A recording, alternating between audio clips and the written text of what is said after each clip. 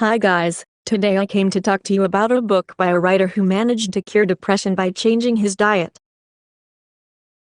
James suffered from depression for more than 20 years. He sought doctors, medication, and nothing ever worked.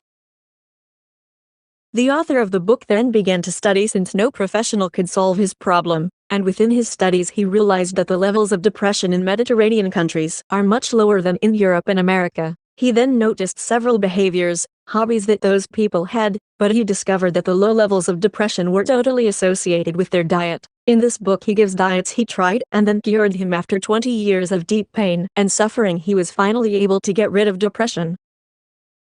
I found some testimonials on the internet from people who changed their lives with the book. Some reports that they not only got rid of depression, but also managed to lose weight.